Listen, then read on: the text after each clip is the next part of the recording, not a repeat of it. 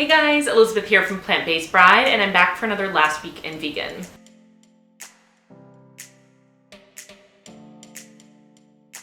The first story of the day is that former President Obama has said we should drop meat to fight climate change. As a keynote speaker at the Seed and Chips Global Food Innovation Summit in Milan, he said, "People aren't as familiar with the impact of cows and methane. As people want to increase meat consumption, that in turn is spiking the growth of greenhouse emissions coming out of the agricultural sectors." He stated that an increase in meat consumption in countries like China, India, and Vietnam will continue to push up the global consumption of meat and urged citizens to find innovative alternatives to meat. He went on to say, what it does mean is that we're also going to have to find ways to produce protein in a more efficient way. While I so wish that Barack Obama had made these feelings clear while he was still the president of the United States of America, better late than never. I'm really glad that he is spreading the word about this and making it clear that there is a connection between meat consumption and global warming, and that if we want to make a difference, if we want to improve the state of our environment, we're going to need to reduce our meat consumption. The next story of the day is all about a vegan cafe in Brooklyn who is now suing Starbucks for stealing their unicorn latte. I'm sure you guys have all seen the brightly colored unicorn frappuccino that Starbucks launched recently. But what you might not know is that it originated at a vegan cafe in Brooklyn called The End. The suit is hoping for an undisclosed amount of money as well as a public apology from Starbucks for stealing their idea. The End came out with their breakout product, this unicorn latte, which happened to be vegan and was meant as a restorative drink full of superfoods, in December. And Starbucks, a couple months later, came out with their version of the unicorn drink, unveganized and completely stripped of any kind of health benefit that was in the original. The cafe also claims that Starbucks did its best to use the most similar name and look and to advertise their drink in the exact same channels. I hope The End wins their lawsuit against Starbucks and gets a public apology from the giant coffee chain. What are your thoughts? Do you think it's fine for larger companies to slightly change something that a smaller independent company has made and re-release it as their own? This is a problem we see running rampant in the age of the internet, and it honestly disgusts me when I see huge companies that have a monopoly essentially over the market taking the innovative ideas of smaller companies that are trying to carve their own space within that market. It just seems dirty.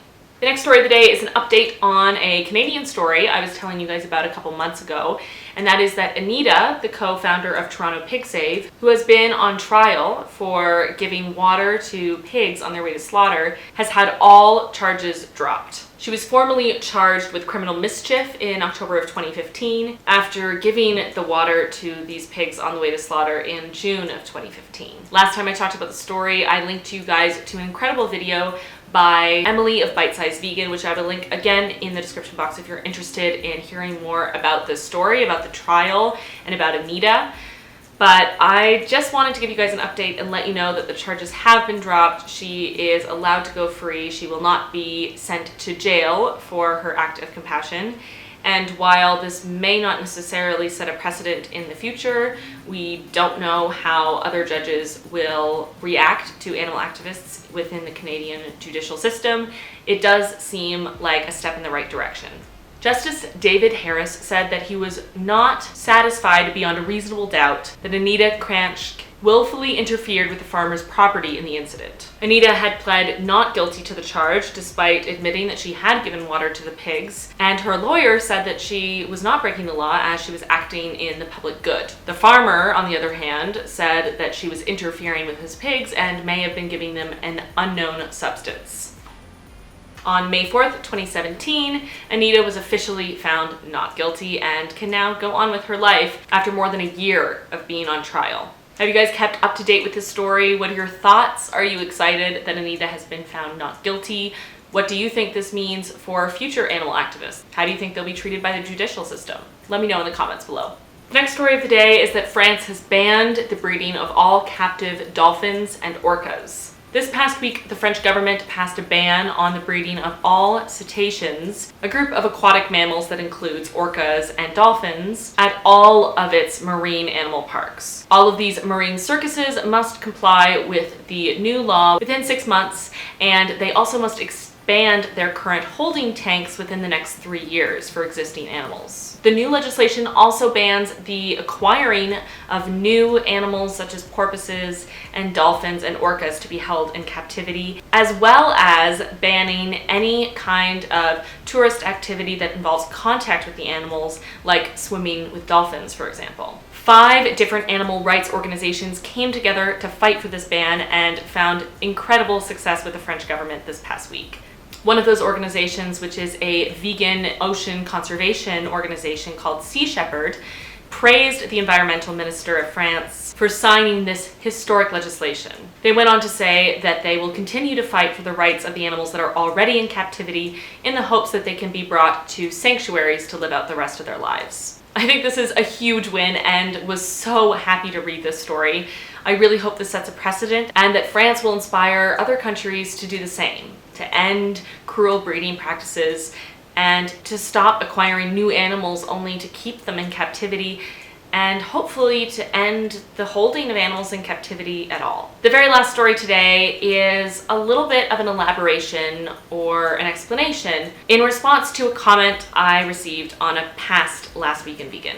On 2 previous episodes of Last Week in Vegan, I spoke about the US military and their use of live animals in their combat training. I talked about it when I first discovered it and about the horrific practices that were involved, and then I spoke about it more recently when the Marines agreed to postpone this practice for 6 months while they looked for other options.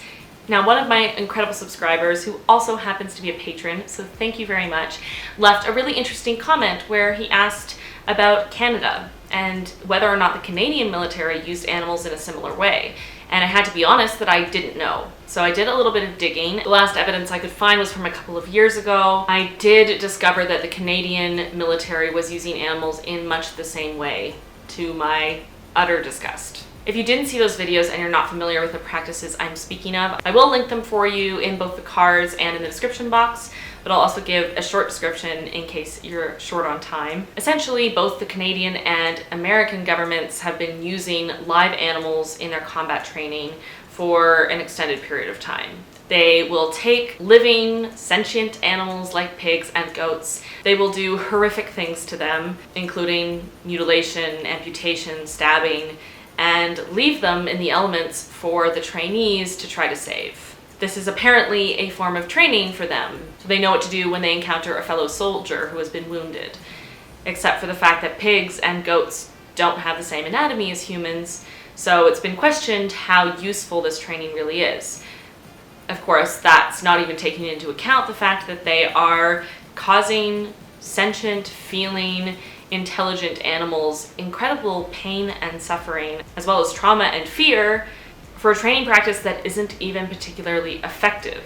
So take that how you will, but I wanted to give you guys that update that Canada is not innocent in this. The Canadian military has been using live animals for their training for years, and to my knowledge, from what I could find, they have not ceased that practice. I'm going to leave a link below to the Animal Alliance of Canada, who's been working to convince our current defense minister to cease this practice. I'll leave an article below that speaks a little bit more in depth about the practice and also offers some steps that can be taken if you want to fight against this practice in Canada and ask our defense minister to end the use of live animals in military training. Those are all the stories for today. I hope you guys enjoyed this video. As always, please leave your comments below. I would love to hear from you, your thoughts, opinions, stories that I might have missed, and just about anything else you want to add to the conversation. Don't forget to like this video if you found it interesting. Subscribe if you haven't already. Check out my last video right here. And if you like what I do and you want to support my form of activism here on YouTube, please consider supporting me on Patreon.